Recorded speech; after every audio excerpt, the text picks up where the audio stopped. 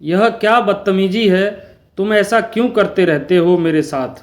आशी की इस हरकत पर क्रिस उसे देखने लगा, फिर अपने चेहरे पर तिरछी मुस्कान लेकर बोला, तुम्हारे होठ बहुत अट्रैक्टिव हैं फायरफ्लाई, यह मुझे अपनी तरफ खींचते हैं।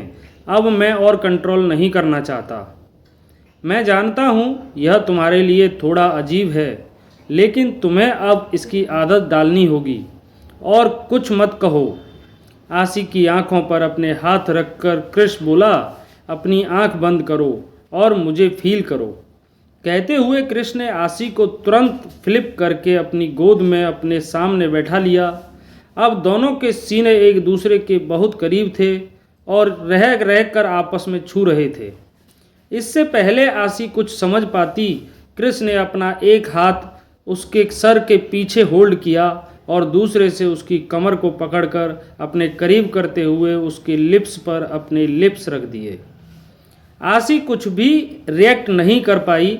क्रिस आशी को किस करने लगा। वह बहुत ही प्यार से और सॉफ्ट तरीके से किस कर रहा था।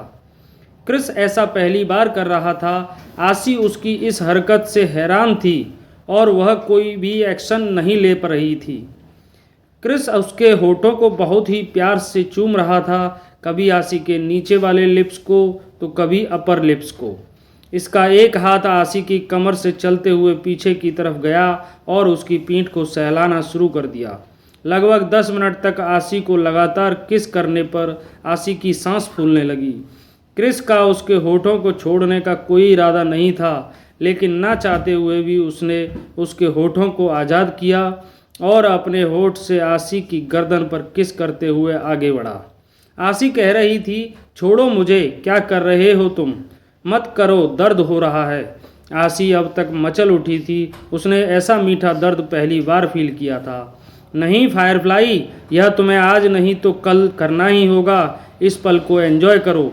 क्रिस आशी की गर्दन और गले पर किस कर रहा था और सांसों से गुदगुदी कर रहा था। प्लीज़ धीरे करो, दर्द हो रहा है।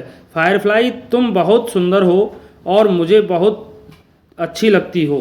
कहते हुए क्रिस ने आशी के कानों पर वाइट कर लिया।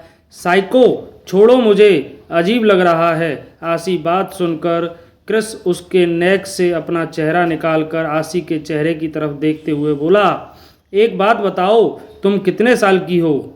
तुम क्या करोगे जानकर मुझे नहीं बताना, छोड़ो मुझे। आशी ने खुद को छुड़ाने की कोशिश करते हुए कहा। आशी की बात सुनकर क्रिस का चेहरा गंभीर हो गया। हालांकि उसे पहले ही पता था कि आशी 18 साल की है, लेकिन एक बार वह कंफर्म करना चाहता था। उसके हाथ अब तक आशी की शर्ट के अंदर थे। उसने अपने दोनों हाथों से उन्हें जोर से प्रेस किया। छोड़ो, क्या कर रहे हो, दर्द हो रहा है। कहते हुए आशी अपने हाथों से खुद को छुड़ाने की कोशिश कर रही थी। 18 साल, अच्छा ध्यान से सुनो, तुम अब पूरी तरह से तैयार हो और अब तुम्हारे साथ यह होना नॉर्मल है।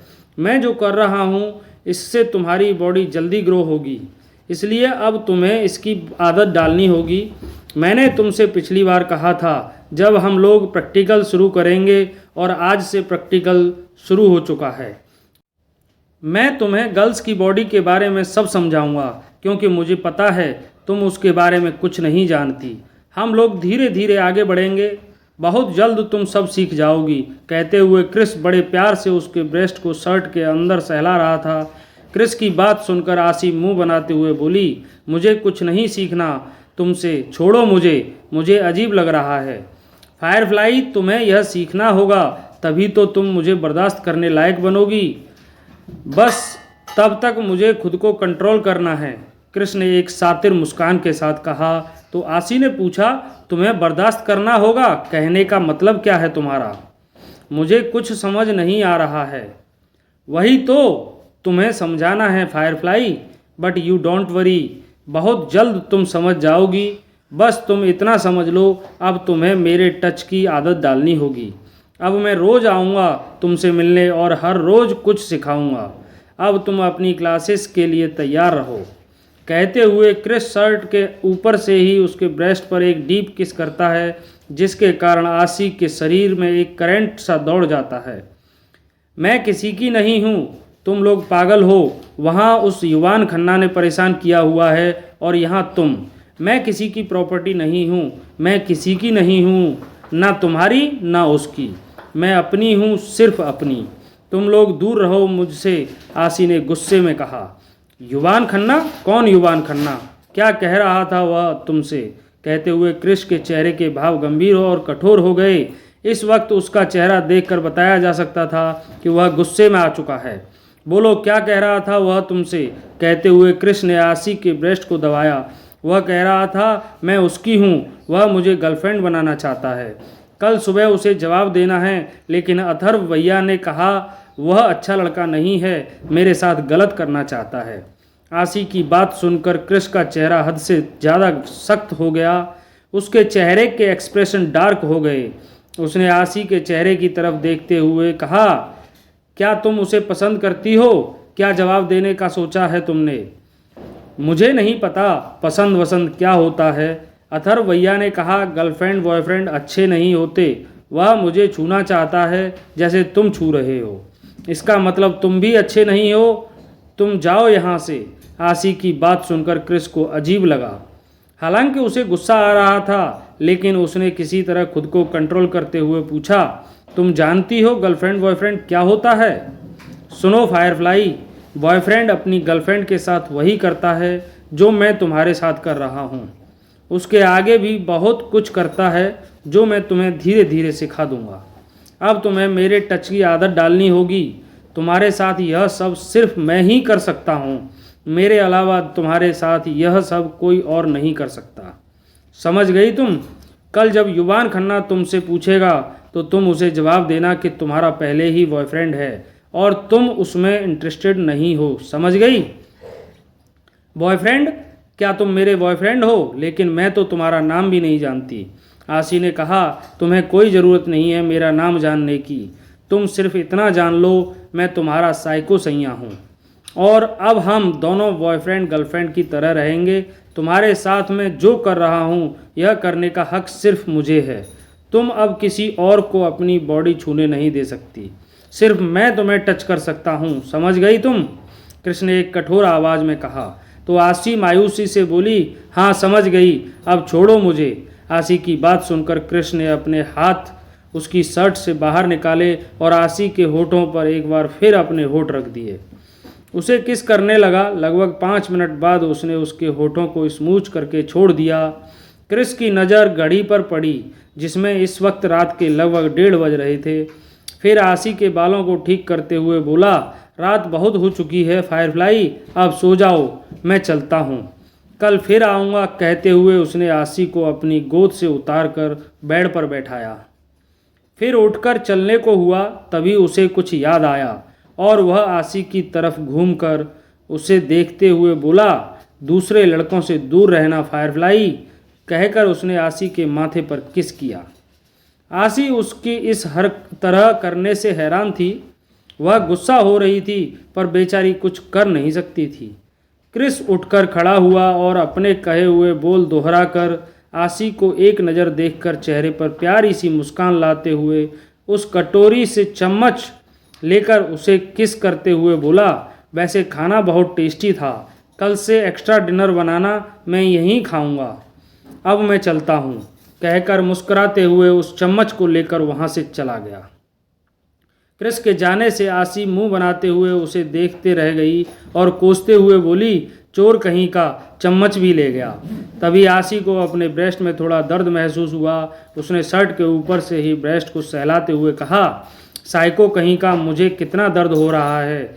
इधर दूसरी तरफ क्रिस मुस्कुराते हुए उस चम्मच को देखते हुए अपनी कार में आकर बैठ गया।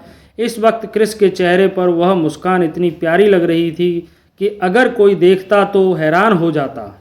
हर वक्त कठोर चेहरा लेकर घूमते हुए इंसान के चेहरे पर यह प्यारी सी मुस्कान बहुत अच्छी लग रही थी।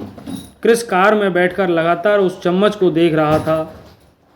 फिर अपना सर कार की बैक सीट पर टिकाकर अपनी आंखें बंद करके आसी को याद करने लगा। फायरफ्लाई, तुम बहुत मासूम हो और तुम्हारी यही मासूमियत मुझे तुम्हारी तरफ खींच रही है। यूं ही सोचते सोचते क्रिस अपने विला पहुंच गया। वह कार से निकलकर अपने कमरे में जाता है। कृष कमरे में आकर सीधा वॉशरूम जाता है और शावर के नीचे खड़ा हो जाता है। इस वक्त भी उसके हाथ में वह चम्मच थी जिसने आसी के होठों को छुआ था। शावर का ठंडा ठंडा पानी कृष के ऊपर गिर रहा था और आंखें बंद करते हुए उसे आसी का मासूम चेहरा नजर आने लगा था, जिसे याद करके उसके चेहरे पर एक हल्की सी मुस्कान थी। उसे आसी का केयर करना, उसका भोलापन और मासूम बातें याद आ रही थीं। जिस तरह उसने कहा था कि खाली पेट नहीं सोना चाहिए वरना बुरे सपने आते हैं। तुम इतनी इनोसेंट क्यों हो फायरफ्लाई? तुम्हारी यह मासूमियत मुझे तुम्हारी तरफ खींचती है। मुझे नहीं पता तुमने मुझ पर क्या जादू कर दिया है, क्योंकि तुम्हारे करीब आकर मैं सॉफ्ट हो जाता हूँ। क्यों मेरा गुस्सा तुम्हें देखते ही छूमंतर हो जाता है, मुझे नहीं पता। मैं अपनी इतनी इम्पोर्टेंट डील छोड़कर तुम्हारे पास दौड़ा हुआ क्यों चला आया। बस इतना जानता हूँ, मैं अब तुमसे दूर नहीं रह सकता। तुम्हारे करीब आकर मुझे तुम्हें छूने की चाहत होती है, यह जानने के बावजूद कि मैं एक पल में तुम्हें हासिल कर सकता हूँ। तुम्हारे साथ ज़बरदस्ती करने का जी नहीं चाहता। तुम्हें पाना चाहता हूँ लेकिन हर्ट नहीं करना चाहता। मैं चाहता हूँ तुम मुझे खुद अपने करीब आने की इजाज़त दो, और इस इंतज़ार में भी एक अलग ही मज़ा है। अब तुम्हारे अलावा किसी और को देखने का जी नहीं करता। यह सब सोचते हुए क्रिस शावर से बाहर निकल आया और क्लोजेट में जाकर अपनी नाइट ड्रेस पहनी। क्रिस को इंसोमिनिया है, मतलब नींद ना आने की बीमारी। इसलिए हमेशा की तरह वह बस अपनी आंखें बंद करके हैंडरेस्ट पर अपने सिर को टिकाकर आसी के बारे में सोच रहा था। उसने आसी के साथ जो वक्त बिताया उसे याद कर रहा था। उसके खाने के स्वाद से लेकर आसी के होठों के स्वाद तक, आसी की सेहत से लेकर उसकी सॉफ्ट बॉडी को टच करने तक, वह सब याद करके उसे चेहरे पर मुस्कान और दिल में गुदगुदी होने लगी थी। उसने यह सब अनगिनत लड़कियों के साथ कर रखा था, लेकिन इस तरह प्यार से नहीं। यह फीलिंग उसके लिए नई थी, जिसे उसने पहली बार महसूस किया था। आसी के ख्यालों में क्रिस कुछ इस कदर खोया हुआ था कि उसे इस बात का एहसास ही नहीं हुआ कि कोई उसके कमरे में दाखिल हुआ है और उसके सीने पर हाथ रख मुस्कुराते हुए देख रहा है। तभी अचानक उसे एक फ़ोटो क्लिक होने की आवाज़ आई, जिसके एहसास से क्रिस ने झट से अपनी आंखें खोलीं और सामने खड़े इंसान को देखकर हैरान रह गया। उसके सामने रॉकी हाथ बांधे मुस्कुराता हुआ उसे ही देख रहा था। रॉकी, तुम कब आए यहाँ? कहते हुए क्रिस उठकर सीधा बैठता है। मैं तो यहाँ तब से आया हूँ जब से तुम किसी को याद करके मन ही मन मुस्कुरा रहे थे। हैरानी वाली बात तो यह है कि एक बिल्ली के पैरों की आहट भी सुन लेने वाले इंसान को आज मेरे कदमों की आहट महसूस नहीं हुई। आखिर ऐसे किस खास इंसान के बारे में तुम सोच रहे हो जिसके आगे तुम्हें दुनियादारी की फिक्र नहीं है? कौन है वह लड़की, जरा मैं भी तो जानूं, जिसने मेरे भाई के ख्यालों पर अपना कब्जा किया हुआ है? कहते हुए रॉकी मुस्कुराता है और क्रिस के बगल के बेड पर बैठ जाता है। रॉकी की बात सुनकर क्रिस बात को संभालते हुए कहता है, व्हाट नॉनसेंस, कौन सी लड़की? तुझे कोई गलतफहमी हुई है मेरे भाई। मैं तो अपने बिजनेस के बारे में सोच रहा था। हाँ, झूठ मत बोल क्रिस, मैं सब जानता हूँ। मैंने तेरे बारे में सब पता किया है।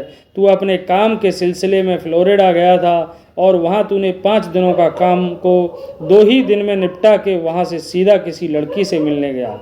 इतने घंटे उसके साथ टाइम स्पेंड करके तू अब आया है। तुझे तो इस बात का भी ध्यान नहीं कि मैंने तुझे कितने कॉल किए हैं। तूने रिप्लाई करना तो दूर, मेरी कॉल्स को देखा भी नहीं। अच्छा बता, आखिर ऐसी कौन सी लड़की है जो मेरे भाई के ख्यालों में हमारी जगह ले रही है? आखिर मुझे भी हक है अपनी भाभी के बारे में जानने का। आखिर कौन है वह जादूगरनी जिसने मेरे भाई पर जादू चला दिया और पत्थर दिल को पिघला दिया है? जस्ट शट अप रॉकी, तू अपने यह फिल्मी डायलॉग मुझ पर मत चिपका। मैं खुद एक एक्टर हूँ। वैसे तू मुझ पर नज़र रख रहा है, तेरी हिम्मत कैसे हुई? तू जानता है मुझे बिल्कुल पसंद नहीं कोई मेरा पीछा करे।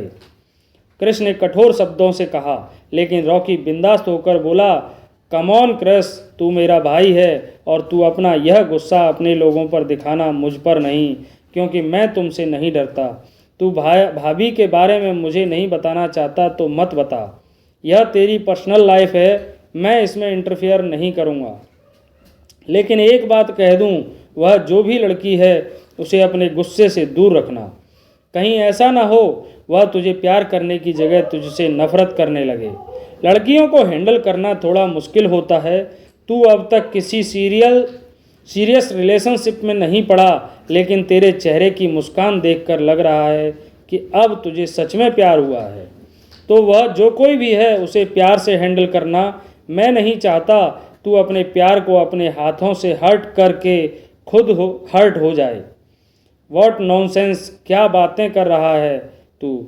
हाँ, एक लड़की है और मुझे उसके करीब जाना अच्छा लगता है, लेकिन मुझे उससे प्यार नहीं है, क्योंकि तू जानता है मुझे प्यार करना नहीं आता। आई थिंक मैं उसकी तरफ अट्रैक्ट हो रहा हूँ, और जिस दिन मैं उसे हासिल कर लूँगा शायद वह अट्रैक्शन खत्म हो जाएगा। क्रिस की बातें सुनकर रॉकी हैरान था। फिर एक पल सोचने के बाद मुस्कुराकर बोला, what? Chris Davidson, Hollywood superstar, the dragon king. Chris Davidson एक लड़की के पास जाता है, उसके साथ घंटों टाइम बिताता है, लेकिन उसे छूता नहीं और अब तक उसे हासिल नहीं कर पाया। क्या मैं जान सकता हूँ उसका रीज़न?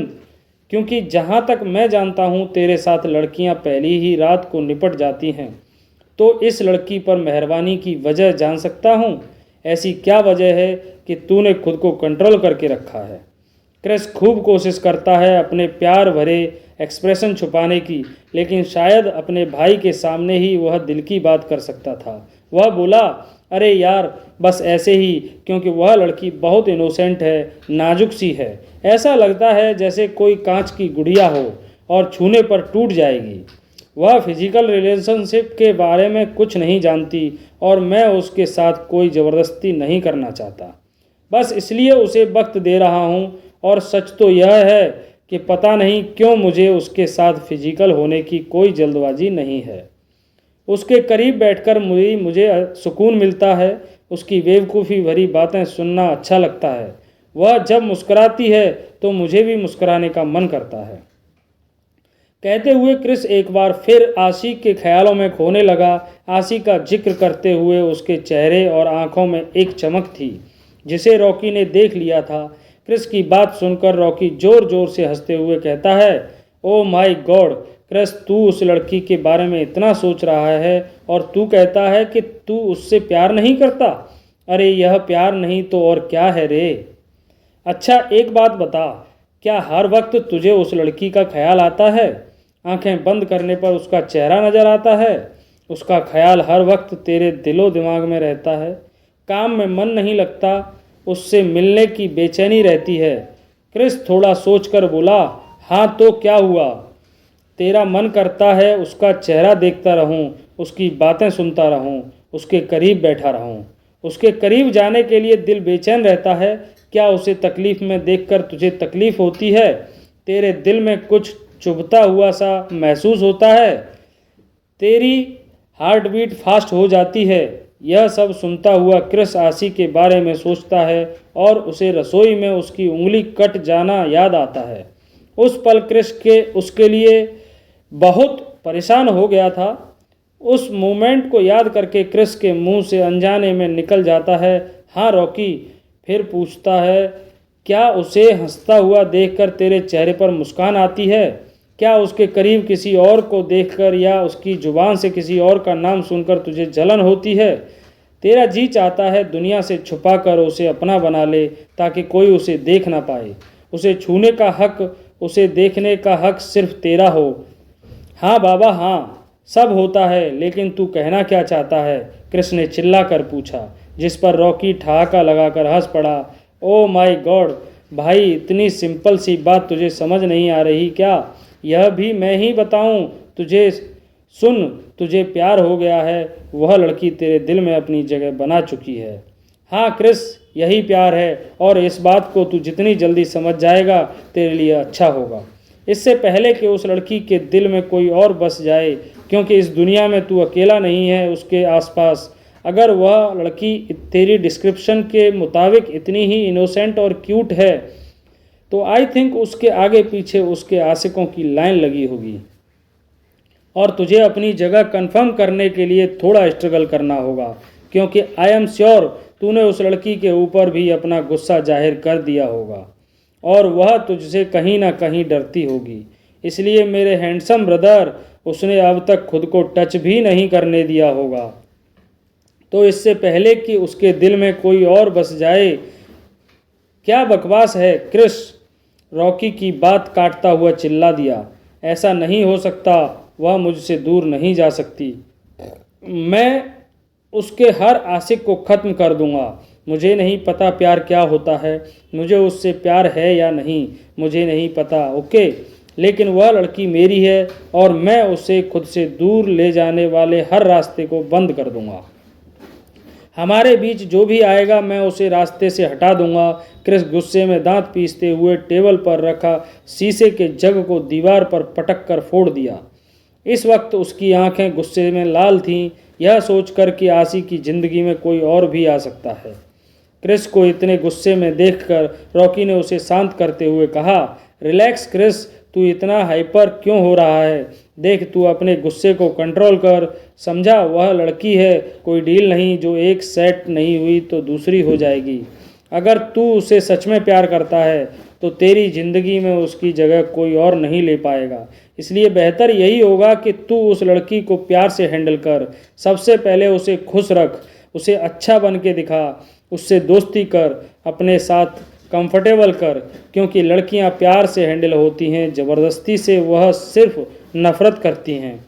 तू उसे ज़बरदस्ती अपने साथ नहीं रख पाएगा। तेरा सबसे पहला स्टेप होना चाहिए दोस्ती, ताकि वह अपने दिल की हर बात तुझसे खुलकर करे, तुझ पर ट्रस्ट करे। भाई, औरत अगर किसी से प्यार करती है तो खुल के करती है, और अगर किसी से नफ़रत करने पर आ जाए तो उसकी नफ़रत दो जहां को भी बर्बाद कर सकती है। बाकी तू समझदार है, रॉकी ने बड़े ही अच्छे तरीके से क्रिस को समझाने की कोशिश की। यह सब सुनकर क्रिस सोच में पड़ गया। फिर उसने बात को बदलते हुए कहा, वैसे एक बात बता, तू प्यार पर बहुत एडवाइस दे रहा है, तुझे कभी प्यार हुआ है? कहते हुए उसके चेहरे पर एक शरारत भरी मुस्कान थी। यह मुस्कान क्रिस के चेहरे पर सिर्फ भाइयों के साथ आती थी। इस सवाल पर रॉकी ब्लश करते हुए बोला, प्यार का तो पता नहीं भाई, लेकिन एक लड़की मुझे भी बहुत पसंद है। उसकी सादगी, उसकी मुस्कान, उसका मासूम चेहरा मुझे अपनी तरफ अट्रैक्ट करता है। पता है, वह बहुत काइंड हार्टेड है, बहुत सिंपल है, और मैं लड़कियों के मामले में तेरी तरह नादान नहीं हूँ जो उसे डराकर खुद से दूर करूँ। इसलिए मैंने उस लड़की की तरफ अपना दोस्ती का हाथ बढ़ा दिया है और उसने एक्सेप्ट भी कर लिया है। वॉट, तूने मुझे नादान कहा? तेरी इतनी हिम्मत! तू जानता है ना तू किस से बात कर रहा है? तेरी जगह यह शब्द किसी और ने इस्तेमाल किया होता तो अब तक उसकी जुबान कट चुकी होती, क्रिस ने कहा। तो रॉकी बोला, हाँ पता है, बहुत बड़ा माफिया किंग है तू, पर उससे पहले मेरा भाई है, इसलिए अपना यह कठोरपन किसी और को दिखाना। कहते हुए रॉकी हंसने लगता है और क्रिस भी अपने भाई के साथ हंसने लगता है। वैसे कौन है यह लड़की जिसने मेरे भाई के दिल पर तीर चलाया है, मुझे बता। अगर वह तुझसे नहीं मानेगी तो बंदूक की नोक पर उठा लूँगा उसे अपने भाई के लिए, क्रिस ने बंदूक दिखाते हुए कहा। क्रिस की बात सुनकर रॉकी ने मुंह बनाते हुए कहा, बस बस भाई, मुझे यह ज़बरदस्ती वाला प्यार नहीं चाहिए। मैं अपने प्यार से उसे जीत लूँगा, उसके प्यार को हासिल करूँगा। तू अपना यह ज़बरदस्ती वाला प्यार अपने तक ही रख। बाय द वे, यह वही लड़की है मैंने तुझे बताया था ना, जो मेरे कंसर्ट में मिली थी, जिसने मेरे साथ स्टेज शेयर किया था।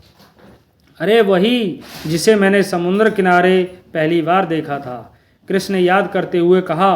ओह, वो Indian girl, right? Yes right, बहुत स्वीट है।